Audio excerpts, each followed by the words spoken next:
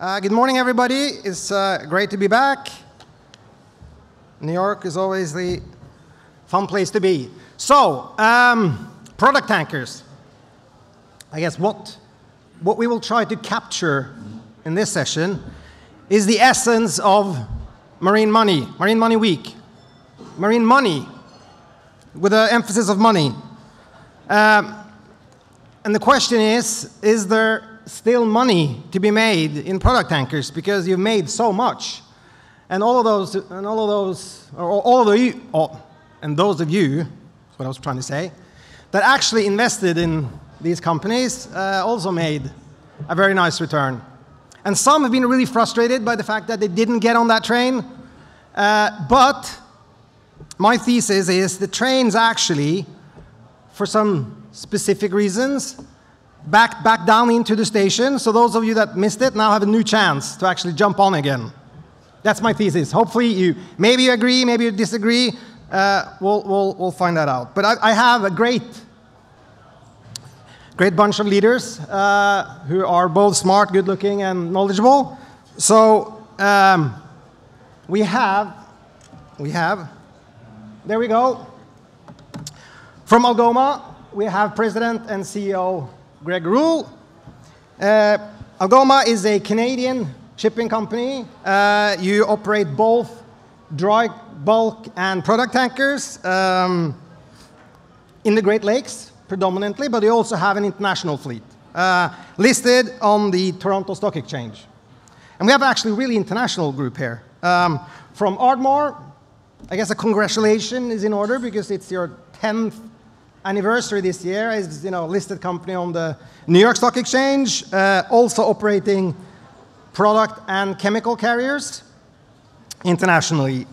D'Amico, listed on the Milan Stock Exchange, operator of 36 product tankers, and a large portion of them are eco, 79%-ish, so modern fleet. Maersk tankers, you've been doing this for a century, so you must know what you're doing since you've been around for so long. 150-ish ships, focusing more now on managing commercially, utilizing space, utilizing your large scale, I would believe. Scorpio, owner of 113, operating 186, listed also on the New York Stock Exchange, 85% of the fleet scrubber fitted, ready to go. And finally, TORM, Meldgaard, CEO, 87 vessels listed both in New York and in Copenhagen. And you've been very active this year, buying 10 ships. So you must believe in my thesis as well, arguably. Okay, so we're going to start nice and easy with the simple stuff. Simple but important stuff. There are no ships. Orderbook is historically low, has ticked up a bit. No reason to freak out. Ticked up a bit. Yard capacity, gone down from more than 300 to less than 150. And there are only 54 yards that have built more than 5 ships.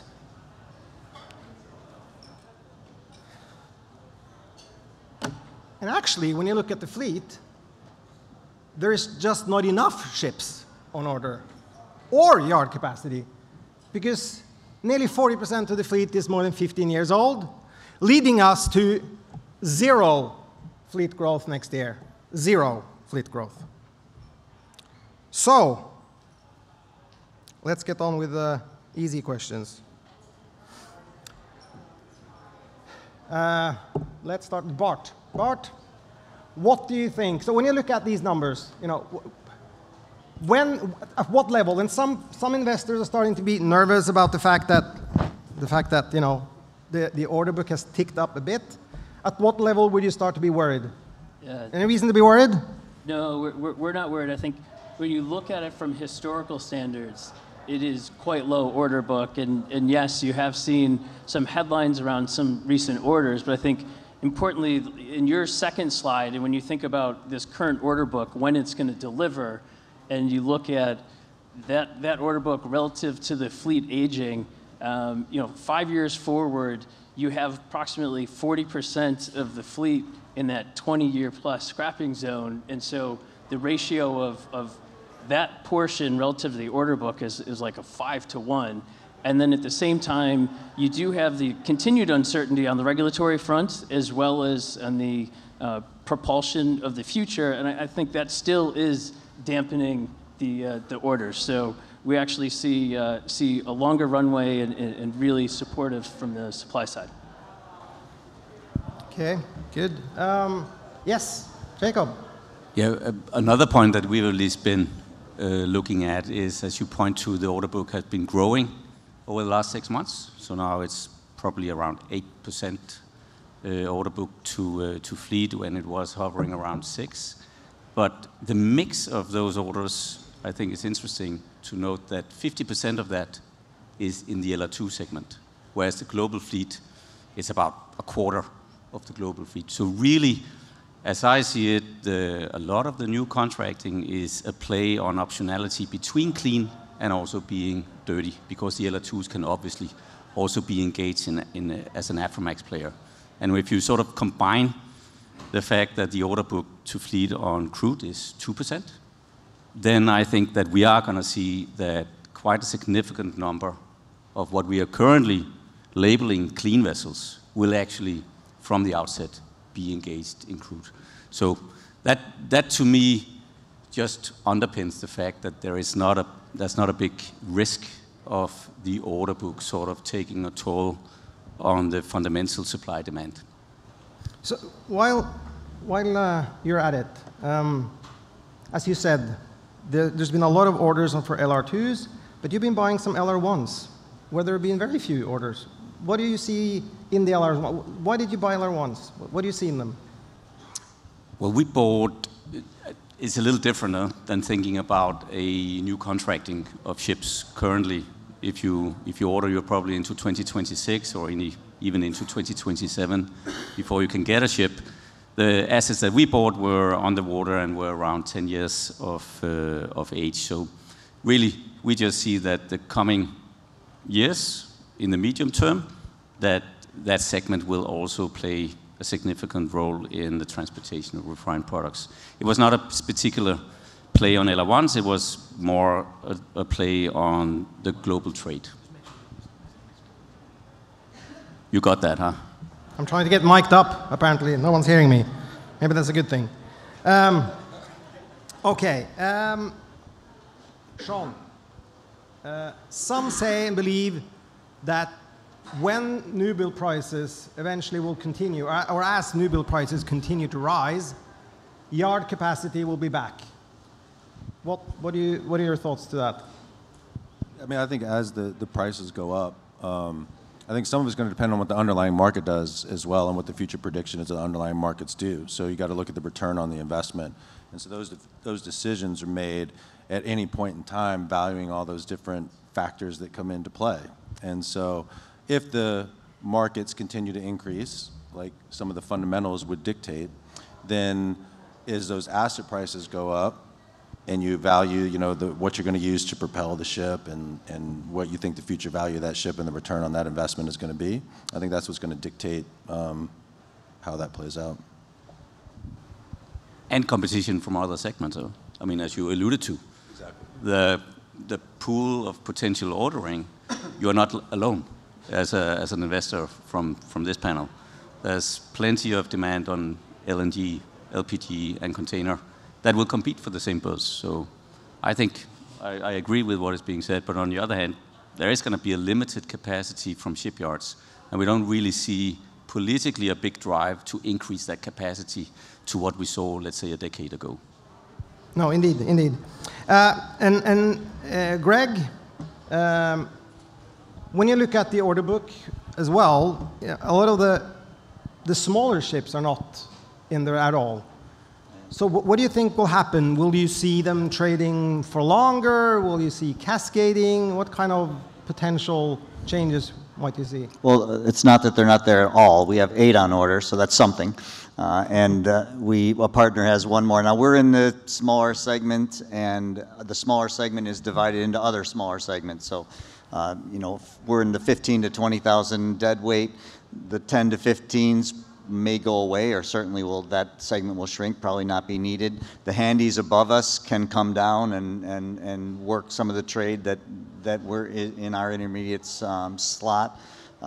We think there'll be some specific extensions, maybe this quality ship in this trade can go an additional 3 years, but not a carte blanche, increase from 20 to 25 years or anything like that. So, no, Algoma's a little different. We didn't really invest in an asset class as much as we invested in kind of a business where, you do 45 cargoes a year, not 20. You have got, 7 or 8 vettings. You've got a commercial, platform that trades backhauls and front hauls and takes delays and swaps cargoes from ship to ship. So it's a bit of a different play for us. We expect to have the ships for a long, long period, so we'll just keep them through the ups and downs.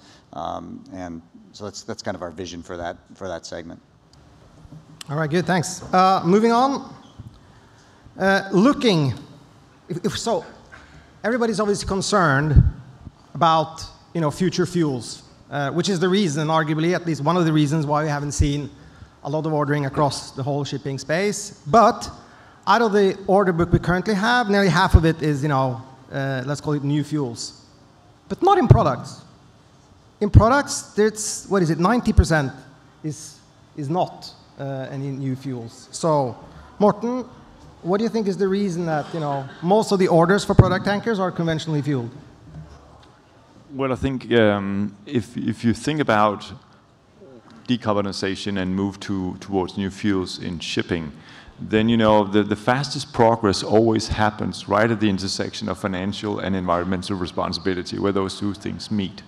And I think for product tankers, if you think about the situation that we're in now, markets are super high, so it's commercially attractive to have ships.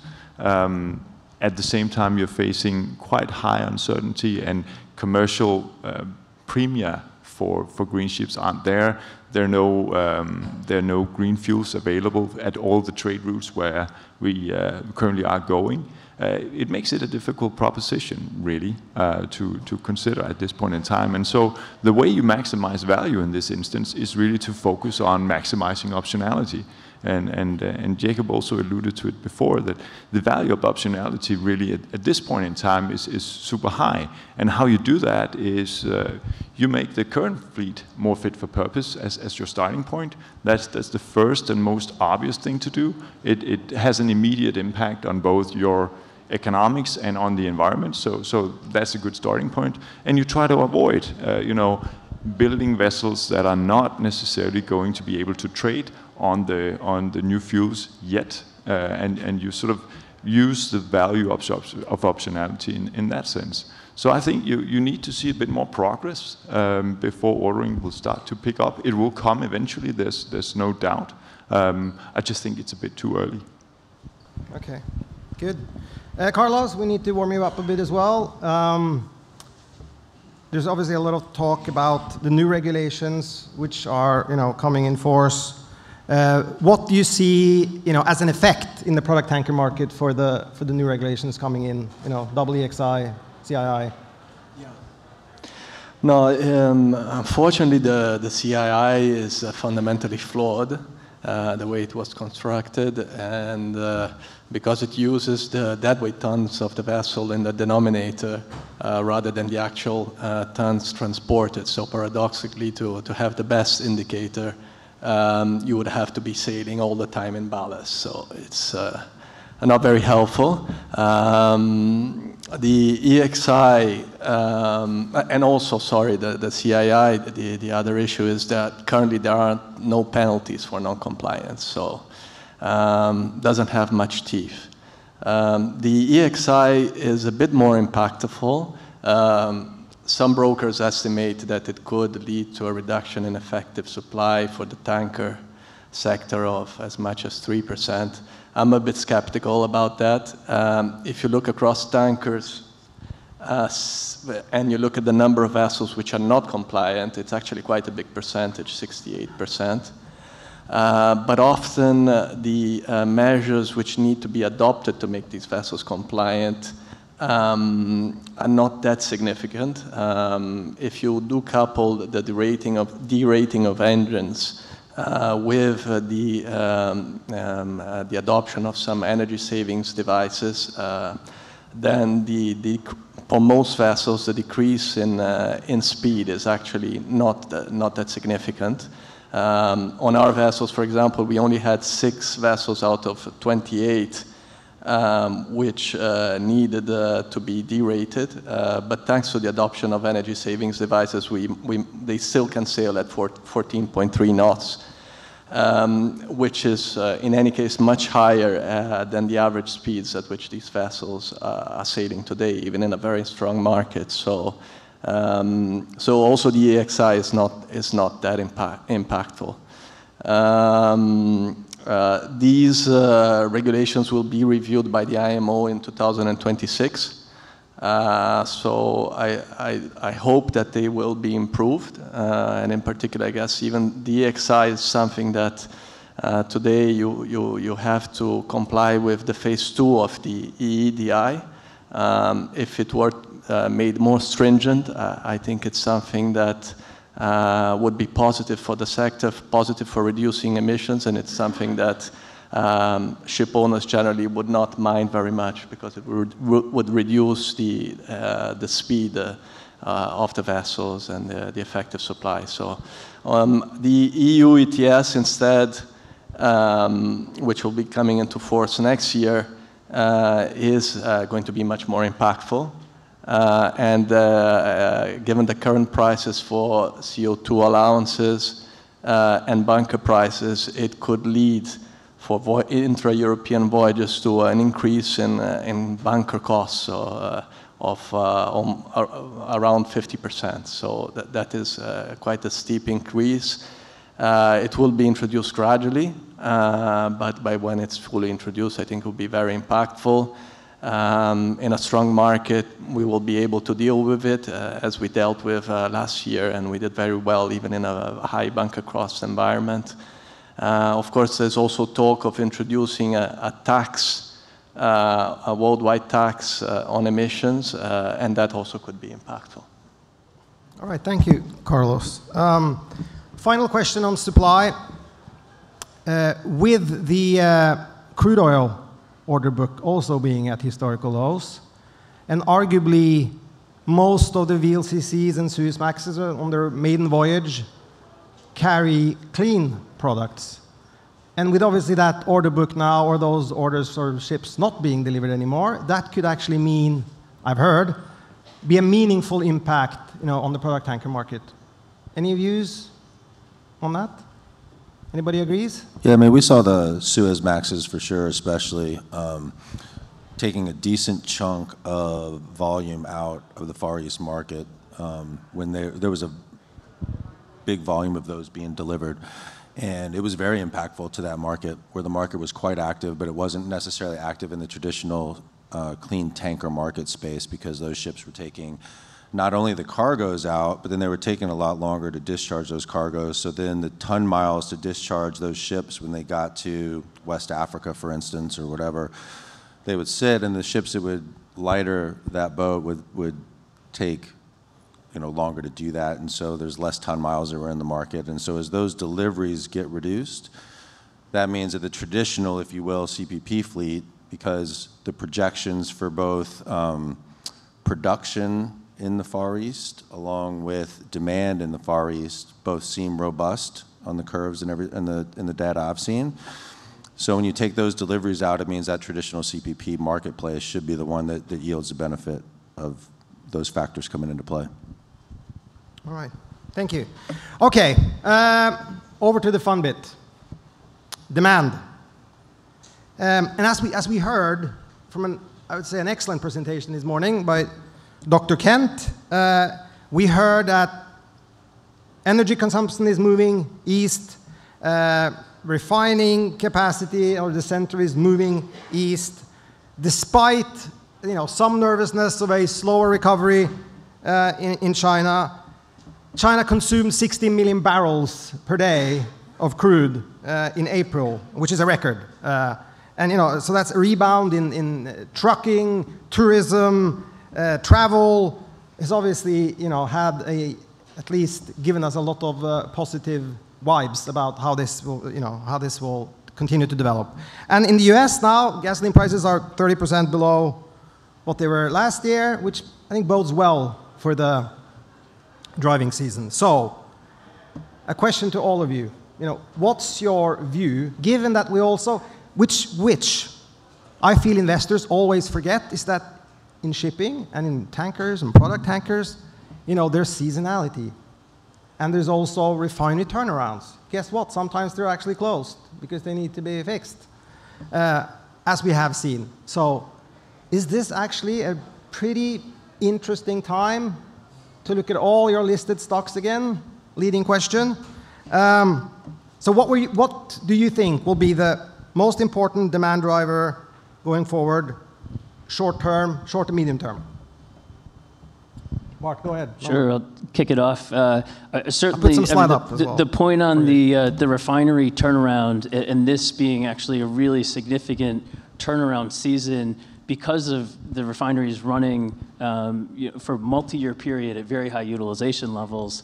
And so that story playing out in China, U.S. Gulf, actually similarly in Russia. So China had 1.5 million barrels a day offline the past 2 months. That's coming back online.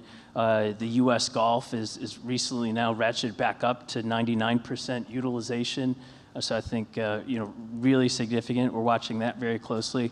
I'd say on a secondary basis as well, the jet fuel demand in China, while the domestic airline travel has ramped back up, the international in and out of China is about 70% of pre-COVID levels. So we actually think that's a potential driver as well. I'll kick it to the other guys for some other answers. Just one more addition there, at least in Europe. Big inventory buildups in the beginning of Q1, and that is starting to make its way down. Obviously, those were safety stocks, and they're going to slowly work their way down. Between that and the refinery turnarounds coming to an end, we see some positive trends here in the next few months. Jacob? Yeah, I agree, and I think backing it up with data then, if you look at imports into Europe on diesel, it's about 1/3 down here for the month of June on a daily basis compared to 6 months ago.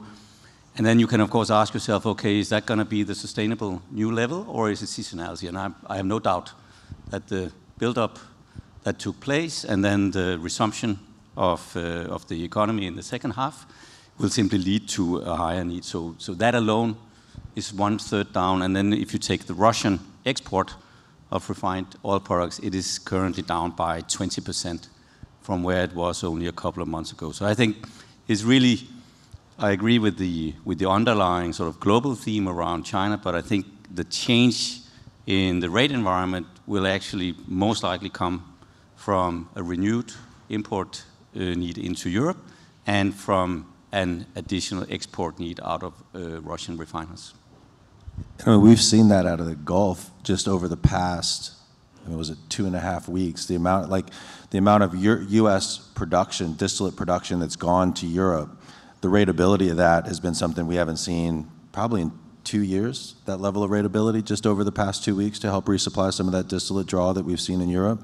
And the other interesting bit that helps the sustainability narrative in this all as well is not only has production come back within the global refining sector after the turnaround periods, but the refining cracks are also healthy, which is why you see the utilization rates that are so high. I mean, the refining cracks are kind of like at the top tier of the 5-year historical averages that you see across the regions, and so that's also fairly supportive as well. Thank you, Sean. Morten? Yeah, those are, of course, those are the known unknowns that we're used to dealing with in terms of modeling and looking at the product tanker market. But then, I mean, the oil arbitrages are highly defining for the actual ton-mile consumption, and those are shooting up and down, pending refineries, pending inventories, etc. So, but they're more difficult to predict, and so will also drive prices. And they're the very unknown unknowns, the events that occurs. We know they will occur. We know that black swans are there, and they will continue to be there in an environment that's so unstable as the one we have now. So I think that will continue to be a theme, but it's very difficult to talk about because you don't know when the next event is going to occur. I'll maybe just add one point, and a bit longer term, but not that long term. In Q4 this year, the International Energy Agency estimates that refining throughputs will be of 83.8 million barrels per day, and that's 1.7 million barrels per day more than Q4 last year. And we all know how strong Q4 last year was, so that's probably an indication that we will have a very strong end to this year. In addition to, of course, all the other points that were already mentioned. And looking a bit longer term, if you look at the refinery capacity additions, which are very meaningful over the 23-25 period, we are talking about 7.3 million barrels per day, mostly east of Suez, almost 50% between the Middle East and India, and a lot of that geared towards exports. So that will be very supportive for the market. Okay, and I guess adding fuel to the underlying fundamentally strong, market is obviously, Russia, which we've talked about and which we heard earlier today. How important has, the answer is obviously yes. It's not important, but how important has the Russian, situation been for the product tanker market, given the fundamentally strong market, we have, or dynamics? How has it played out fully? Is there more to go? What are your thoughts, Jacob? Yeah, I think it's played out fully, except for the seasonality that I just described. I think the market has been extremely resilient in being able to supply the volumes into Europe that were previously coming short haul from the Russian refiners. I think that has been impressive, that there has been really no stress on the consumer side in Europe around getting access to diesel, even though that you sort of from one day to the other closed down. So this recalibration of trade, I think, has actually proven to work out well, and we are all contributing to making that happen, and freight rates have gone up because ton mile has increased. If you I don't think that we can make an accurate assumption about how much of the market increase stems from the fact that you have sanctions on Russia, but clearly it's a major contributor on top of the sort of more long-term trends that were also mentioned by Carlos and Morten around the refinery dislocation. But whether it's 50-50 is probably, just as good a guess as anything else, but it's a major contributor in itself. And I think it is important to think through what it will take for these sanctions to no longer be in place.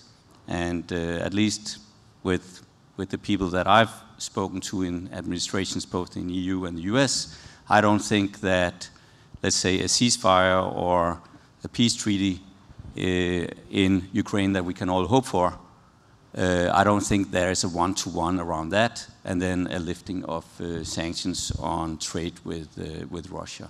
So my point being that this underlying recalibration of trade is most likely here longer than what people think. To turn sanctions on is relatively easy. To turn sanctions off, I think here in the US we've seen it over the years, is significantly harder. And today the EU introduced an 11th sanctions package that has been agreed upon. So I don't think we're not close to a discussion around lifting of sanctions. Okay, thank you.